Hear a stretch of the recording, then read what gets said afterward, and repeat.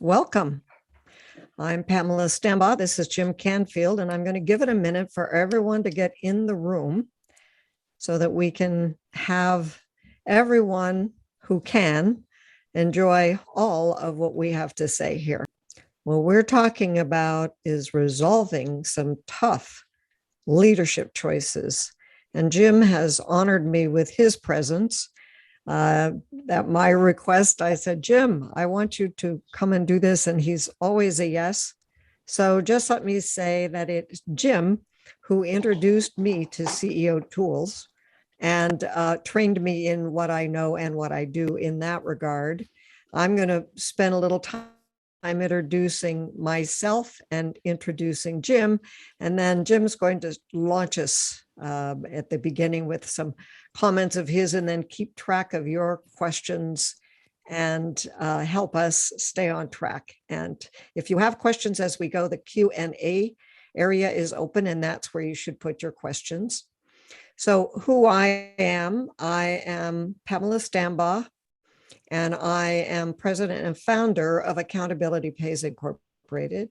I'm also a certified coach for CEO Tools 2.0 and managing partner for Harrison Assessment. So I wear a number of hats. But the unifying force there is that I've been a behavioral change master and a president and founder of my own company for over 30 years. So I am between the Emerging Leader Accelerator, which I offer, the CEO tools, and the Harrison Assessment. I uniquely offer a combination of tools to provide consistent and reliable structures for growing leaders inside growing companies. And that is my passion. And my contribution in the area of supporting businesses to grow comes from my purpose, my raison d'etre, that leaders lead with integrity, with love, and listen for people's greatness.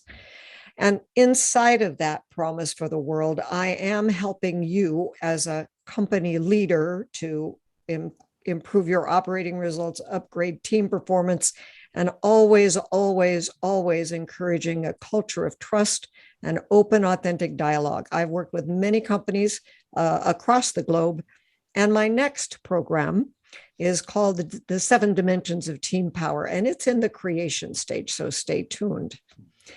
So now it is my pleasure to introduce to you Jim Canfield, who is the president of CEO Tools by Aprio, and he's the author of CEO Tools 2.0, How to Think, Lead, and Manage Like a CEO. He's an active speaker. My goodness, he's spoken to over 250 groups, 4,000 CEOs and executives on these key concepts in the last just few months, over 2 years, maybe a little longer. And in 2018 was the Speaker of the Year for Vistage's Canadian affiliate, Tech Canada, and then International Speaker of the Year for Vistage UK in 2019. And in 2020, he got the whole world. He's Speaker of the World, Speaker of the Year worldwide for Vistage, which is where I know Jim from. I was a Vistage chair, and that is where we met many years ago now. And Jim was previously a C-level executive at Vistage and was CEO of Renaissance Executive Forums. Before that, he was the founder of a privately held regional transportation and distribution company in his hometown of Memphis, Tennessee, where he actually met Craig Kramers, his co-author, and they became wonderful friends and collaborators in many ways. So he was a perfect person to rewrite and bring that, freshen that work when Craig left us. And after that trucking company, Jim was a member of a group that founded Caliber Financial Group. So he has phenomenal experience as well. And I'm going to turn it over to Jim to give you an understanding of the CEO tools and sort of some background on that for us. Thank you, Jim. Oh, thank you, Pamela. It's very exciting to be with you today. I'm looking forward to your presentation and so excited to share what I can. In my role in the peer group industry for almost 2 decades, my role is always the same. How do I get new groups of really excited CEOs launched all over the world? And as a result of that, I was literally in hundreds and hundreds of interviews with CEOs about what was most important about their businesses, what was working, what would they like to have more of. And I would ask a series of questions, but the first one was always the same. Why? Why do you want to be a part of a group like this? Now, I fully expected to hear, I want to grow my business. And then I could tell them all the great reasons being in a group might do that. But it's not what I heard most frequently. What I heard most frequently was, I want to take my business to the next level. Now, at first, I just thought they were saying grow my business in a different way. But as I listened a little closer, I realized there was a lot more to that story. See, what they were telling me is, of course, I want revenue at a new level. And yes, I'd like profits at a new level, but I want my people at a new level. I want our customer experience at a new level. I want our operational excellence, how we do things around here at a new level. What they were really saying is, I want a different company. I want a company to operate at a different plane in the future than where it is today. Now, how do I get there? You know, it's fascinating. CEOs would tell me that they wanted to grow the business. They wanted the business to be bigger and better, but they also wanted it to be easier to run. And last, they said, I want to get out of the middle of it all. I want to buy back some of the time that I invest in this company for my own use. I began to be fascinated with this question. Why is it some companies are able to grow, are easier to run, and give the owner and the executives in it more time, while others are just the opposite? They're stuck. They require more energy from the executives involved, and they certainly aren't giving out any time. Let's take a look at what I found. Okay, let's do that. The dream that most people have is a growing business that's easy to run and doesn't require much time, energy, and effort from me. Yet, what I found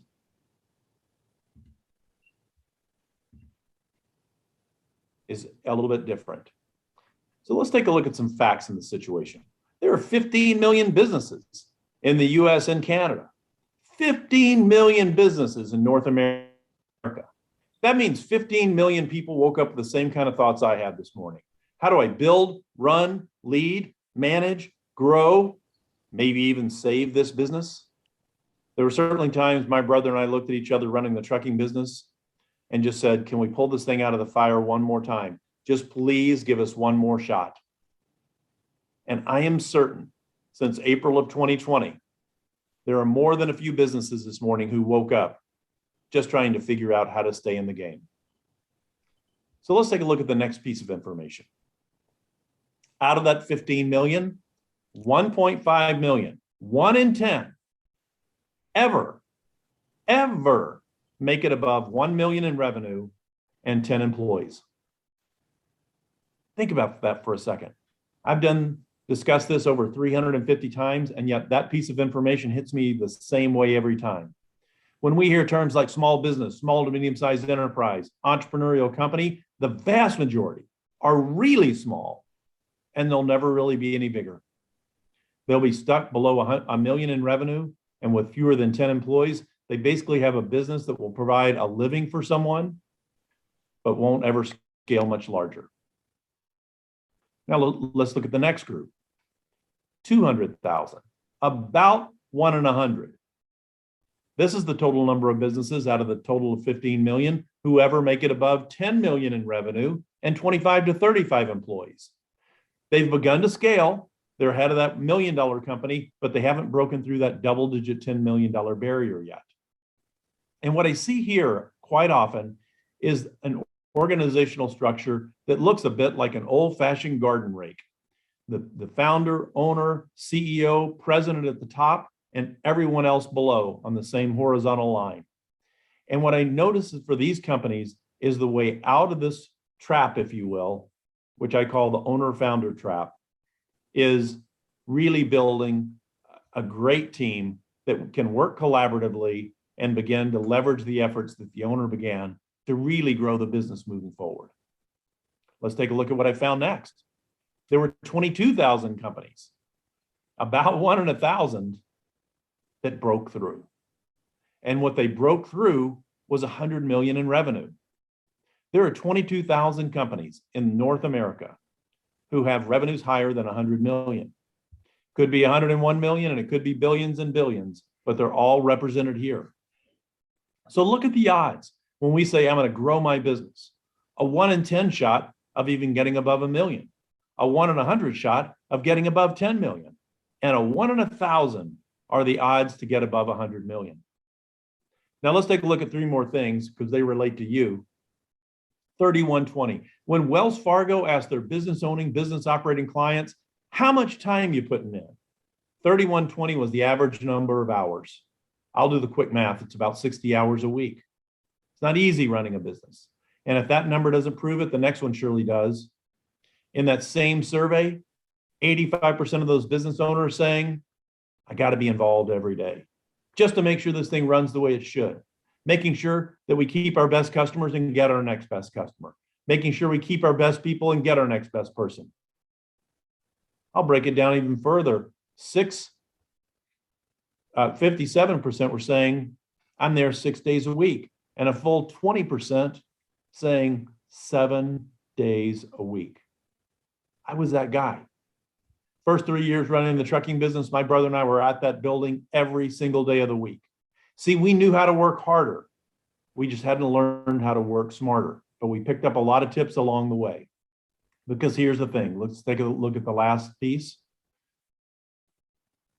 That 5 at the bottom represents the average growth rate of all these companies. And I see this every day.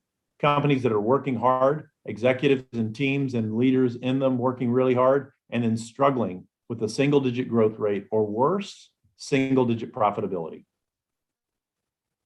Well, our solution, let's take a look, Pamela, is, and you can go ahead and click through, is a 7-step system that we call the CEO tool system.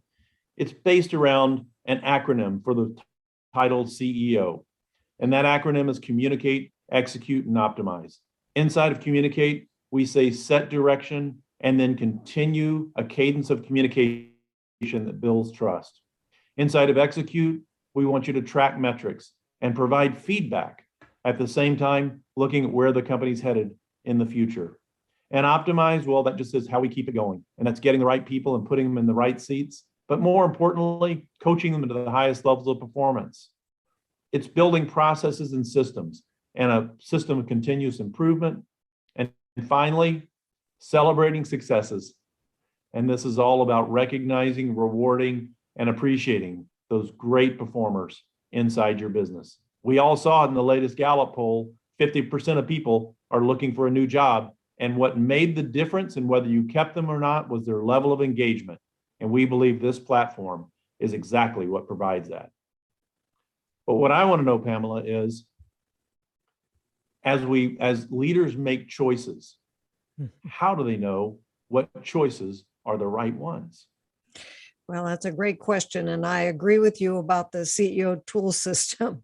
What we're going to focus on today is the 2 major forces at play that leaders like you that are impacting your results, damaging supply chains, causing worldwide grief. That's one. Those are 2 major forces we're going to look at that we need to address when making choices. We also have individuals' blind spots that impact the performance of you and your teams, and why and how to address the divisiveness that is impacting communication across your team and driven by fear. And that's what's going on. So the 2 major forces at play for leaders are often paradoxical. And I find that very interesting. Here we have the path, the one that's most traveled, and the other one that's not so well traveled. And which way is the right way for us? That's really what we're addressing here. So what is a paradox? Well, I'm going to start with that because a paradox is a both and with tension. Seemingly contradictory choices that are both true and they aren't going anywhere, and you need to optimize them both. We could call it a dialectic tension, which is the notion that 2 opposing ideas can be true at the same time. Right? So there's that. And then there's also an and mentality. Now, Paul Pullman stands for that. He's like my icon in that regard, because he says the difference between An average and an outstanding firm is an and mentality that we must find and create tensions, force people into thinking differently, a different space for thinking. And this is not just a performance issue, but a survival issue, because managing paradox helps foster creativity and high performance. And I'm going to leave a little surprise for you. I'm going to tell you the business impact of Paul Pullman near the end of my presentation. I'm not going to give it to you now. I'm going to make you wait. He was the CEO for Unilever for 10 years, right? So now let's talk about those two major forces that are at play. The internal forces are the inner game, the forces in our head, the forces in our habits. They're ours to control if, and it's a big if, Jim, if we aren't blind to our imbalances, if we aren't blind, right? And then the external forces are those that are beyond our direct control. Yeah. So let's look at the internal forces first. And the thing to know about internal forces is that the context, that's the background of our thinking, that is decisive, right? What we bring into the room in terms of our attitudes, our beliefs, our feelings, those things are decisive. They decide how it is that we experience what we experience. So what I want to speak to when I talk about the internal forces are some paradoxical balances or imbalances. Now, let me just take a minute to explain to you what you're seeing here. You're seeing a very simple map of what we would call driving results through other people. We could also call it a coaching mindset. It's how you manage rapport and empathy when managing the performance of others. And here's the first place in these leadership paradoxes, in these paradoxes where we might find your first blind spot. Okay, here's what a blind spot looks like, is right here. The intersection of the expression of warmth and empathy, which is down here on the horizontal axis, and enforcing the rules, the tendency to insist upon necessary rules being followed.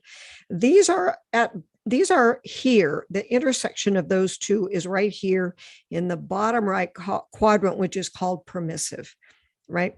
Now, someone who is permissive can have that moment when they've been nice guy, they're expecting relationship to carry the day. If I'm nice to you, you'll get your job done. I'm a manager, but hey, I don't want to come down hard on you, right? Unfortunately, what then happens when that disappointment shows up, in fact, the red circle represents that under stress, your behavior may flip. And you may react harshly if someone takes advantage of your leniency. Is that you, or is it someone you know, right? We see this regularly. But here's the thing, and we want to remember this, that we as human beings tend to demonize or trivialize the opposite imbalance state. Like if I said to you, you should be more clear about how you want people to do the job so that they would know whether they're winning or not winning. And that would increase the enforcing, and that would bring this person up to this top right-hand quadrant, which is an area that we call balanced versatility. Now, if I'm coaching you, this is what that map might look like. It's the same information, but it's got a lot more granularity. It's got, oh, you're permissive. Here's your behavioral range down here. It's got your score for enforcing, your score for expression of warmth and empathy. It shows me, it's kind of like a little heat map, right? It sort of shows me if you were up here, all would be good. You would be balanced versatility in a big way, right? Like you're going to be easy to go. I need you to do it this way. You're going to be easy to be with as relationship, right? And then there's a lighter green, and then there's the yellow, and then there's this big red zone. And I can tell where your natural tendency is that may be new news for you. Okay.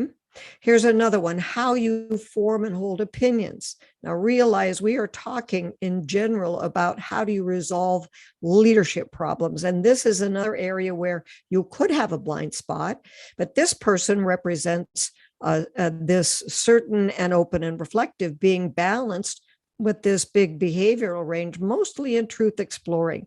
And that means that there isn't an imbalance. There's maybe a little time or two when someone with that particular balance, maybe a little inconclusive, but not enough to really be any kind of a big deal.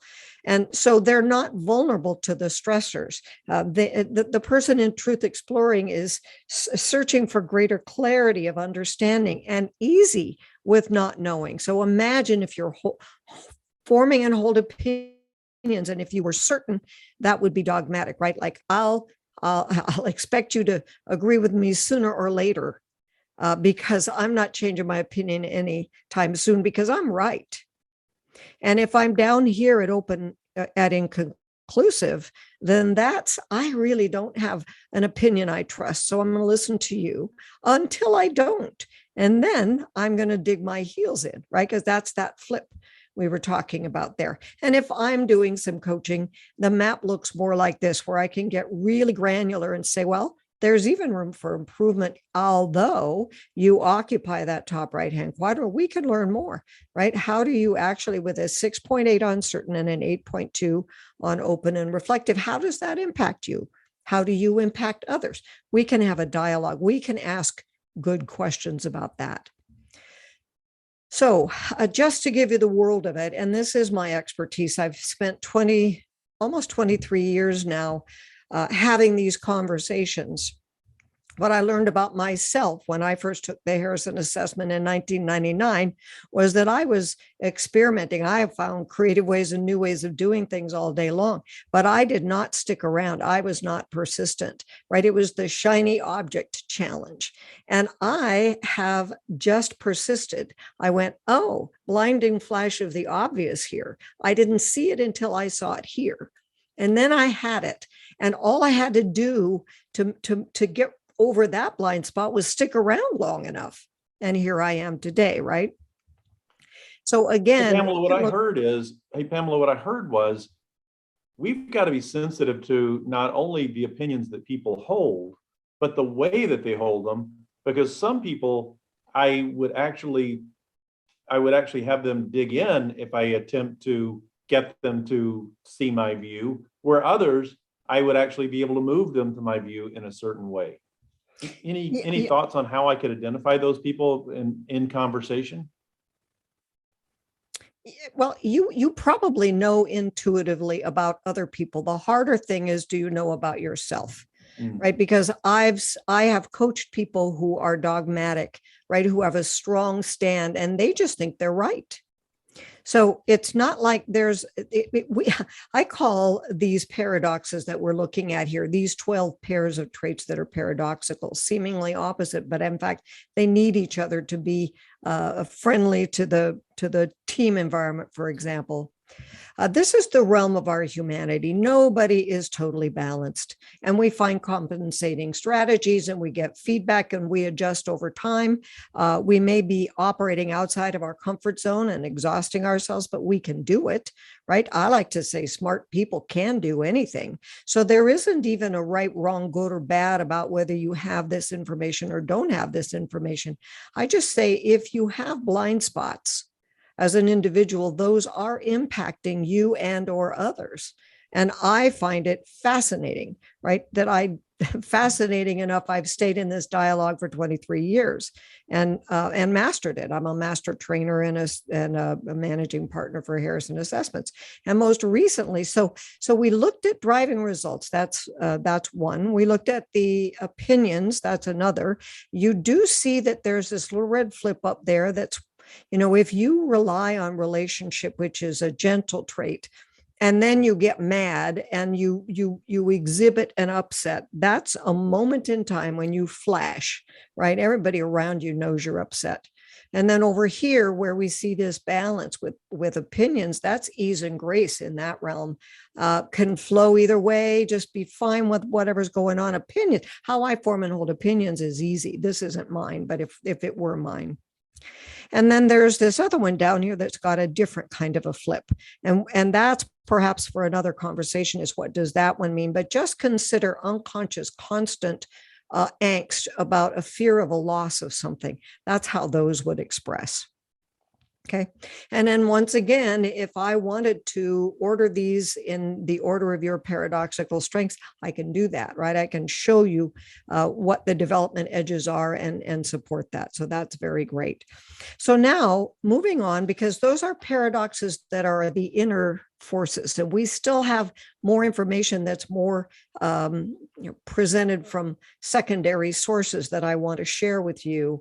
One is that she's not still there, but this Isabel Regol was in LinkedIn. She was a senior editor, and she put forward a lot of information in 2018 about creativity and so-called soft skills. And they had data about that. And then I also pulled from Dan Rockwell's blog, Leadership Freak, which is one I enjoy, that soft skills require more courage than hard skills. But if we go back to think about what LinkedIn said, they showed that the fastest growing skills gap, the difference between what the employers seek and what workers bring, are related to soft skills. Oral communication tops the list. That wouldn't surprise you, right? And we measure that as well, followed by people management, time management, or leadership.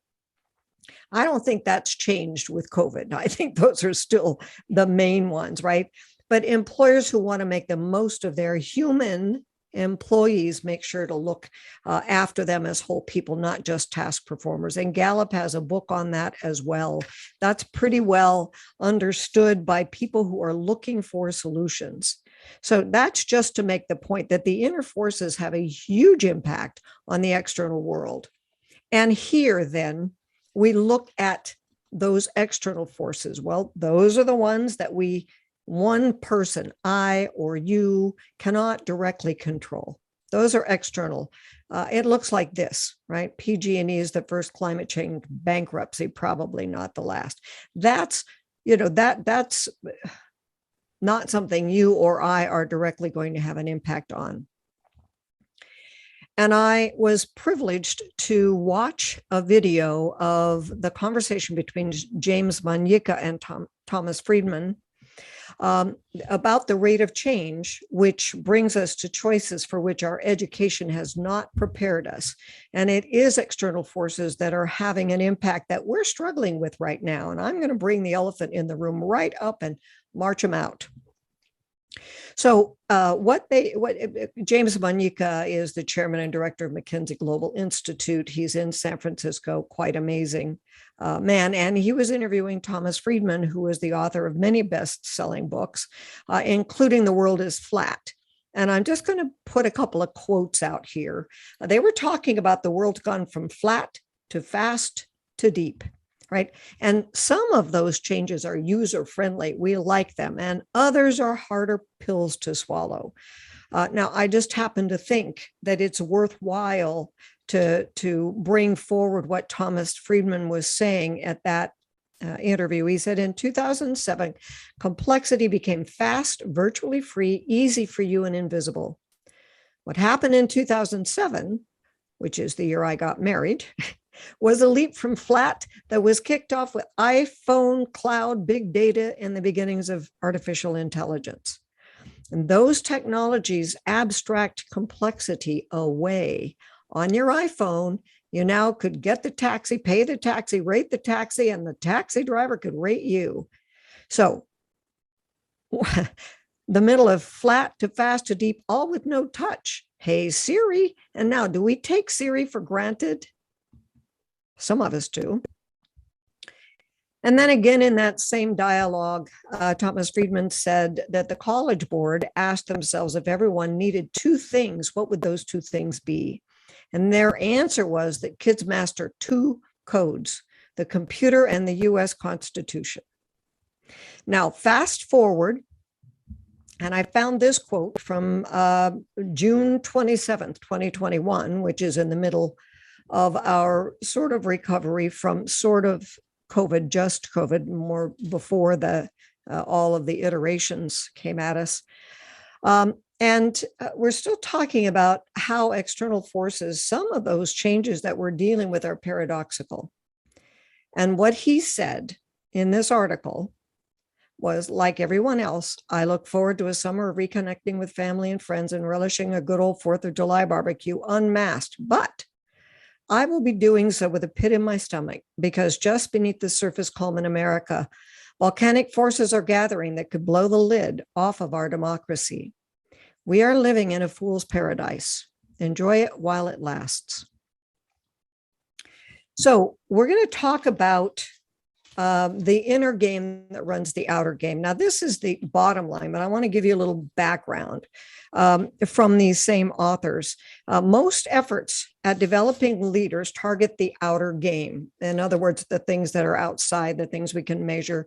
The dominant approach to leadership development is competency-based. We measure competencies, we provide feedback, and then we create action plans. While this approach is helpful, it seldom produces breakthroughs because it ignores the inner game. So there are two issues right here. There's the inner game and the outer game, and these ignore the inner game. Further, while leaders may need help with learning a new competency, more often than not, they need help with their inner game. And the inner game, this is the big deal right here. The inner game is letting them down. And because most of the inner game goes on below the surface, or I say in the background, they may not know they're stuck. So, and that's our context to which we are blind, and it is decisive. I'm going somewhere here. I'm going to introduce you to a concept of the opposable mind of a successful leader. So, the opposable mind of a successful leader was first introduced to me in this way in the How Successful Leaders Think Harvard Business Review in July of 2007. And to quote Roger Martin, who wrote this article, he was speaking of 50 successful leaders who did this. He said they welcome complexity and messy problems. Well, those 50 successful leaders must be just in hog heaven right now because we have a bunch of complexity and messy problems. But he went on to say, without panicking or settling for one alternative or the other, they creatively resolve the tension by generating a new one that contains the elements of the others, but is superior to both. And he does say that this is a skill you can hone. So it's available to anyone. So the successful leaders were able to hold in their heads two opposing ideas at one time. And this is right out of the article itself. We often don't know what to do with fundamentally opposing models. Our first impulse is usually to determine which is right, and by the process of elimination, which is wrong, right? So we pick which one we think is right, and then whatever else is there is wrong. Now, Harrison assessment is not the only place you can find paradoxes. They're here in the Harvard Business Review article, The Hard Truth About Innovation. And in that article, it says, unless the tensions created by paradox are carefully managed, attempts to create an innovative culture will fail. Now, I went ahead and put in to existence the tug. Remember that tension that Pullman talks about, that necessary tension that Roger Smith talks about. That is a necessary tension for us to think better. But our natural affinity is to resolve the problem quickly and move on so we can be comfortable. But in this case, we're talking about a corporate tension between tolerance for failure and intolerance for incompetence. Those have to both be there in order for an innovative culture to survive. Here's another one: willingness to experiment, and at the same time, rigorous discipline about that experimentation. Psychological safety, which is a new buzzword, but you also have to have comfort with brutal candor. And some people forget that part. They miss that part. That's the tension right? We want you to feel safe to fail. We want you to feel safe to experiment, but we want you to be comfortable with brutal candor. We want you to bring rigorous discipline, and we are intolerant of incompetence. Here's another one. We want collaboration, but that doesn't let you off the hook as an individual. And last, we have a flat organizational structure, and we must be strong leaders if we're going to survive and thrive as an innovative culture.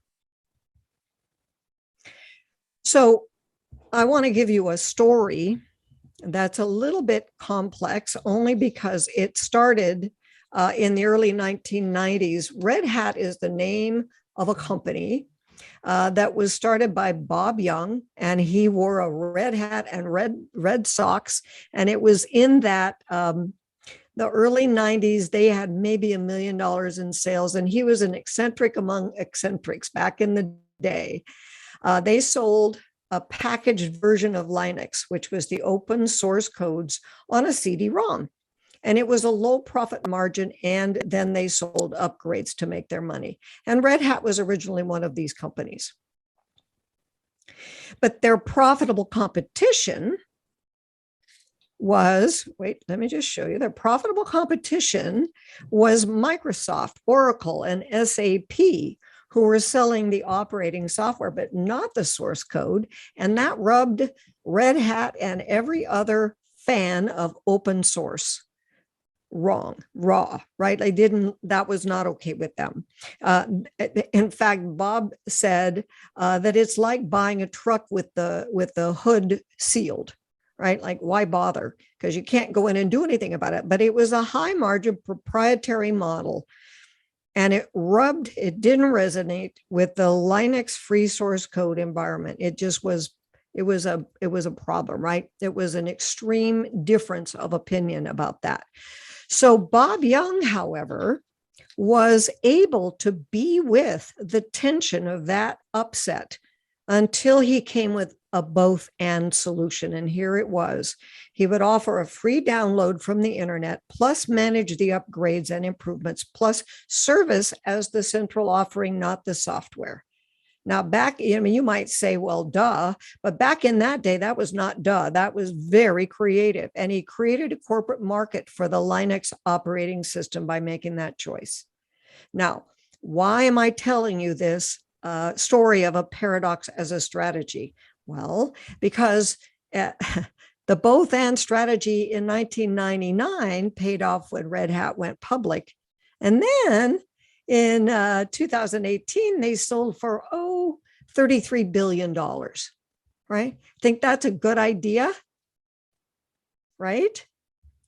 Okay, that's why I'm telling you this story, because it's the best example I have. In fact, it came from that same article that Roger Martin wrote in 2007. So now let's go back and look at Paul Pullman. Turns out I was thumbing my way through, you probably know by now, the Harvard Business Review is my favorite magazine. And there was Paul Pullman with Andrew Winston talking about his new book, Net Positive, How Courageous Companies Thrive by Giving More Than They Take. And there was a big set of leadership a leadership thing called the Great Leadership Reset.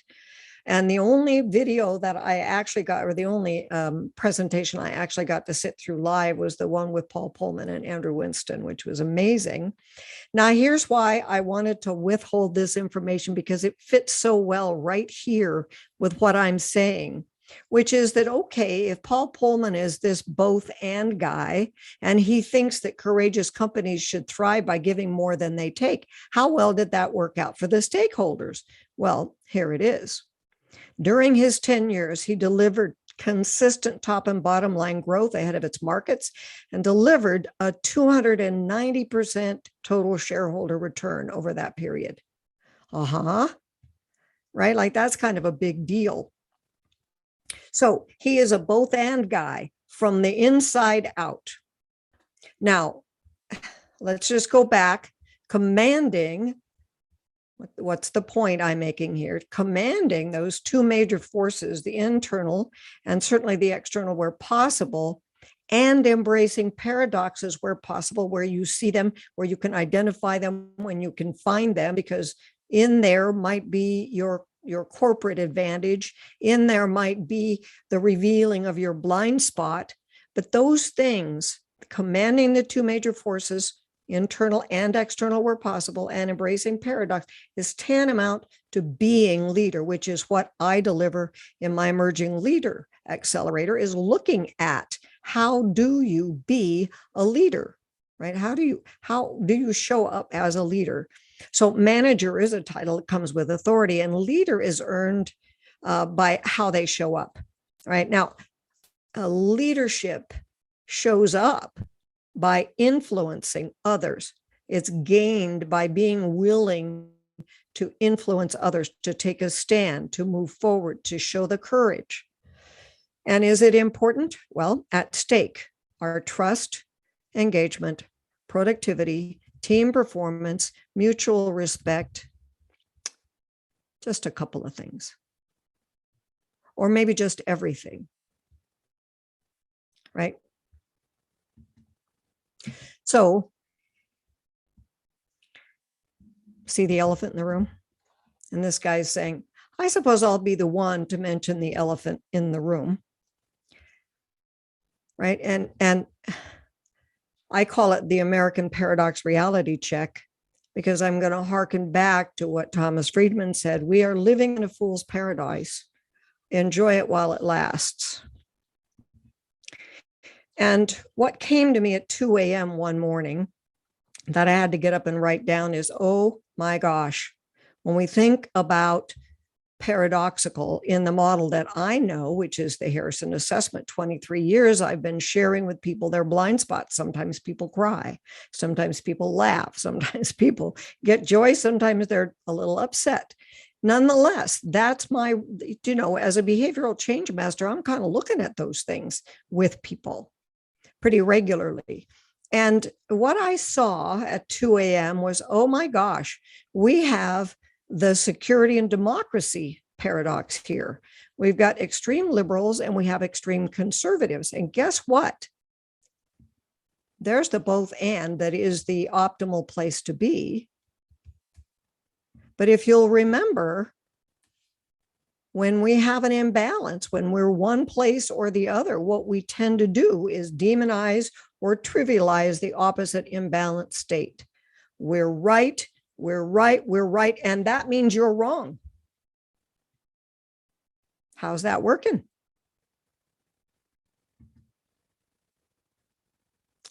So what I'm proposing here is that we need the both and.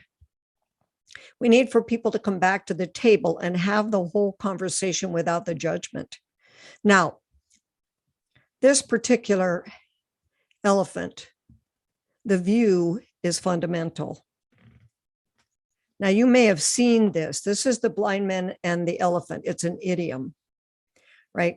And it's the story of the blind man and the elephant coming, and it comes from India. It's about a range of truths and mistakes.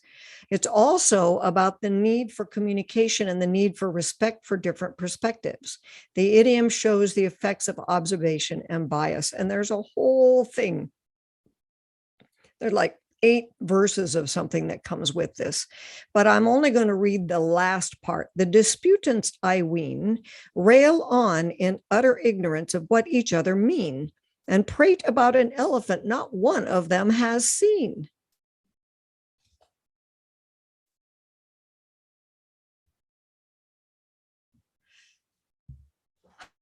If you don't know about the Edelman Trust Barometer, I'm going to introduce it to you. And if you do, you'll understand why I'm bringing it forward at this time. So the Edelman Trust Barometer has been measuring trust in leaders for 21 years, and every year they come out with a new report. And I don't know, Jim, if you remember, but I actually was the one who introduced you to the Edelman Trust Barometer. I introduce a lot of people to the Edelman Trust Barometer because if I'm up for the stand that leaders lead with integrity, with love, and listen for people's greatness, I need a scorecard. And the Edelman Trust Barometer is my scorecard, and it's not going well. right? That's why we're here today, is because I want to do something about that. And I am one person. Can I do that alone? No, not no, but hell no. However, I can enroll you in the dialogue and we can have a real conversation. So here is the fundamental look at 21 years of trust. Now, every year they discover something new. And every year, this is kind of the summary, what they've seen over time. In 2021, their research says we're declaring information bankruptcy. OMG. Well, where would that be? Right? So, in the day when we all read the same newspaper and saw the same TV news, we could have heated debates, which brought us more informed opinions. And today's media is not impartial. Indoctrination is controlling the message. No safety to speak authentically creates fear and polarization, more of that extremism.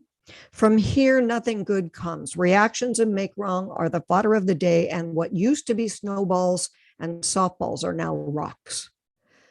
Political agenda proponents have to be right. Okay. So American political trend is either or, not both end. And it's the opposite of strategic agility. It's the opposite of adaptive capacity. It's rigidity. It's rigidity. Now, it just so happens that I know Denise Lee Yon. She used to live in San Diego. She moved away. And last night I got this. I got this information from her. And oh my gosh, Facebook's rebrand has a fundamental problem. And that fundamental problem is that it's an external change, but not really an internal one. And you can read this in Harvard Business Review. It's up. It was published yesterday. So we're talking fresh news here, right? So now let me walk you through some examples of some news that I've seen that I clipped. Here's one from the MIT Technology Review, which is a publication I respect a lot. One time I was the president of the MIT Enterprise Forum here in San Diego for 2 years, and I went back to MIT for 2 years to participate in those dialogues. So I got to meet the publishers of the MIT Technology Review, and I've always had a great deal of respect for the brains that come out of that school. They're thinking about and looking at a lot of things. And one of the recent articles was the Facebook whistleblower says its algorithms are dangerous, and here's why. That's one article I'm pointing to. And then I pulled this one up from another publication. I can't even remember where it came from, but the point is that the $600 IRS taxpayer reporting proposal is a massive invasion of financial privacy. Now, I don't know if you know about this because we don't know what news we each other gets. But bottom line, Biden is saying if somebody pays more than $600 toward a political cause, that has to be reported, which means they can dip into your bank account and know exactly who you're supporting. Wouldn't that be handy? And that's coming, that's a threat into law. And we do know that because the information sources are problematic, maybe it's me, but I ended up having to go to the UK to the dailymail.com news to find out that Governor Gavin Newsom signs woke law enforcing stores to have gender neutral sections where traditional blue and pink toys and toothbrushes are banned. So I'm just saying here, what you need as someone who wants to bring everybody back to the table for a conversation, which is what I would hope for you, is that you need to, because there is a convoluted narrative with unfamiliar agendas, you have to subscribe to both points of view to be informed for holding balancing conversations. That's just the tip of the iceberg of some of what I've been seeing, some of which is pro-liberal and some of which is pro-conservative, right? I just look at all of it and I just say, where and when can we come back to the table together and have a conversation? So now this is the 2021 Edelman Trust Barometer. It's a press release. I just copied this whole thing home. Why Trust 2021 Trust Barometer. And then this is a press release. And here's what it says: business replaces government as the most trusted institution, as seen as more than twice as competent. And here's the other one.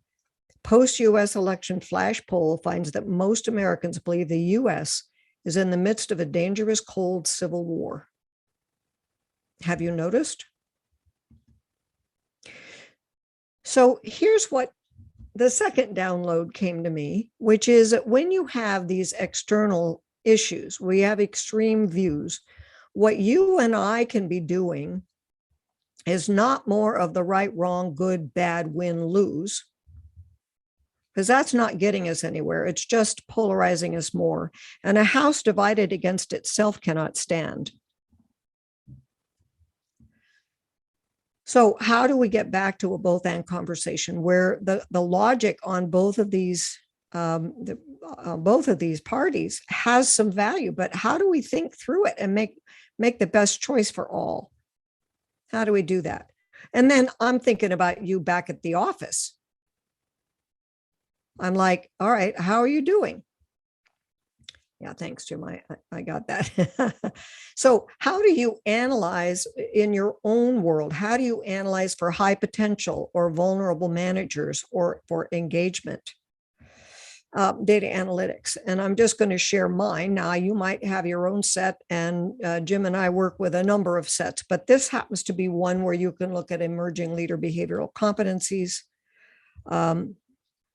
And then you can also, you can see, you can get data on people. Where are they satisfied? Where are they not? Where are they? Engagement data, behavioral competencies for emerging leaders.